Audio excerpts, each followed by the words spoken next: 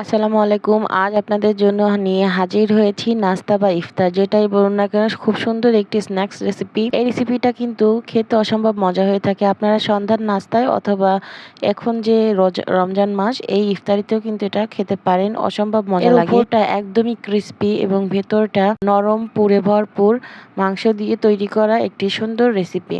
এটা আপনারা একবার যদি তৈরি করেন বারবার খেতে মন চাইবে। চলুন আমরা প্রসেসে চলে যাই। দেখুন, এর জন্য আমি একটা বাটি নিয়ে নিয়েছি। দিয়ে দেবো 1 কাপ সেদ্ধ আলু, দিয়ে দেবো 1 কাপ মুরগির মাংস এখানে সেদ্ধ করা। আপনারা চাইলে কিন্তু এখানে গরুর মাংস দিয়েও করতে পারেন, সেদ্ধ করে নিতে হবে। এবারে এর ভেতরে আমি দিয়ে দেবো 2টা পেঁয়াজ কুচি, 2টা কাঁচামরিচ, এবং কাঁচামরিচটা আমি কুচি করে নিয়েছি, এবং কিছু ধনিয়া পাতা কুচি করে রেখেছিলাম, সেগুলি আমি এখানে দিয়ে দিচ্ছি। এবারে এখানে দিয়ে দেব একটা পাউরুটির টুকরা স্লাইস করে রেখেছি ছোট ছোট টুকরো করে, সেটাই আমি এখানে দিয়ে দিচ্ছি। এটা বাইন্ডিংয়ের কাজ করবে। দিয়ে দেবো স্বাদ অনুযায়ী সামান্য একটু লবণ, 1/2 চামচ ধনিয়া গুঁড়া এবং 1/2 চামচ চাট মশলা। এখানে আমি হলুদ বা মরিচের গুঁড়া কিছুই কিন্তু দিইনি, যেহেতু এটা হাতে মেখে বসাবো। হলুদ বা মরিচের গুঁড়া কিছুই দেওয়া লাগবে না। আমার এটা মাখা হয়ে গেছে দেখুন। এবার আমি এখানে শেপ দিয়ে দিচ্ছি।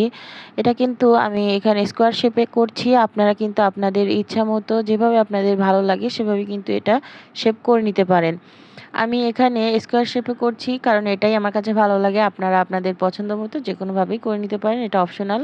দেখুন, আমি আরও একটা আপনাদের করে দেখিয়েছি। এটা কিন্তু খুবই সহজ, যে কোনো মানুষই কিন্তু প্রথমবারই এটা পারবে।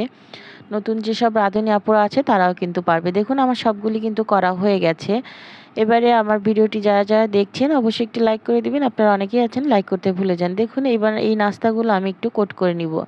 আমি এখানে একটা ডিম ভেঙে রেখেছি, ভেঙে আমি ফেটিয়ে রেখেছি। দেখুন, এবারে একটা নাস্তা নিয়ে আমি প্রথমে কর্নফ্লাওয়ারে এটা কোট করে নিব। এই নাস্তাগুলি যদি আপনি কর্নফ্লাওয়ারে কোট করে নেন তাহলে কিন্তু এটা খেতে অসম্ভব ক্রিস্পি হয়ে থাকে। কর্নফ্লাওয়ারে যখন আমি এটা কোট করে নিয়েছি, তার পরবর্তীতে কিন্তু আমি এখানে যে ডিমটা ফেটিয়ে রেখেছিলাম ওর ভিতরে দিয়ে দিচ্ছি। ডিমটা 2টা পাশেই খুব ভালো করে মেখে নিতে হবে। যখন ডিমটা মাখা হয়ে যাবে তখন এখানে আমি দিয়ে দেবো, দেখুন ব্রেড ক্রাম্ব রেখেছিলাম, ব্রেড ক্রাম্বসের ভিতরে এখানে দিয়ে দিচ্ছি। এই ব্রেড ক্রাম্বটা খুব সুন্দর করে কোট করে নিতে হবে। ভালো করে ব্রেড ক্রাম্বটা কোট করে নিতে হবে। ব্রেড ক্রাম্বের জন্য কিন্তু খেতে অসম্ভব ক্রিস্পি হবে। এটাকে একটু বেশি করে মোটা করে লেয়ার দিতে হবে, ক্রিস্পি যাতে বেশি হয়। এই কারণে আমি কিন্তু এখানে ব্রেড ক্রাম্বটা একবার কোট করছি। আপনারা যদি চান তাহলে কিন্তু 2বারেও কোট করে নিতে পারেন। প্রথমে একবার ব্রেড ক্রাম্বে কোট করে নেবেন, পরবর্তীতে আবারও ডিমে ভালো করে মেখে তারপরে আবারও একবার কোট করে নিতে পারবেন। দেখুন, আমার কিন্তু একটা এখানে করা হয়ে গেছে। আমি আরও একটা করে দেখাচ্ছি। প্রথমে এই যে কর্নফ্লাওয়ারে কোট করে নিলাম, তারপরে আমি আবারও ডিমে দিয়ে দিলাম। ডিমে দেওয়ার পরে আবার ব্রেড ক্রাম্বের ভিতরে দিয়ে এটাকে সুন্দর করে কোট করে নিব। ব্রেড ক্রাম্বের ভিতরে অবশ্যই ভালো করে কোট করবেন, না হলে কিন্তু এটা ক্রিস্পি ভালো করে হবে না এবং খেতেও ভালো লাগবে না। দেখুন, আমি কিন্তু একটা হাতেই সব কিছু করছি। আপনারা যদি চান তাহলে কিন্তু এই ব্রেড ক্রাম্বটা চামচের সাহায্যে বা বাম হাতে করতে পারেন। আমার কাছে এটা পছন্দ না, আমি ডান হাতেই করলাম। এভাবেই আমি সবগুলো করে নিব। দেখুন, আমার এখানে করা হয়ে গেছে। আপনারা যদি চান এইভাবে কিন্তু কিছুক্ষণ ডিপ ফ্রিজে রেখে এটাকে সেট করে নিতে পারেন। আমি চুলায় চলে যাব। দেখুন, একটা পাত্রে আমি তেল গরম করে নিয়েছি। এবারে সবগুলি নাস্তা একে একে আমি এখানে দিয়ে দেবো। তেলটাকে কিন্তু হাই হিটে গরম করা যাবে না, মিডিয়াম হিটে একটুখানি গরম করার পরে এটা দিয়ে দিতে হবে। হাই হিটে এটা ভাজা যাবে না, মিডিয়াম টু লো হিটে ভাজতে হবে। তা না হলে কিন্তু এই যে ব্রেড ক্রাম্বগুলি পুড়ে কালো হয়ে যাবে, তাহলে কিন্তু একটা তিতকো ভাব চলে আসবে। এটা 2 থেকে 3 মিনিটের মধ্যেই কিন্তু হয়ে যাবে। দেখুন, আমার কিন্তু একটা পাশ হয়ে গেছে। আমি কিন্তু এটাকে উল্টে দিলাম। এটাকে আপনারা আপনাদের পছন্দ অনুযায়ী কালার করে ভেজে নিতে পারবেন। এটা খুব দ্রুতই ভাজা হয়ে যাবে।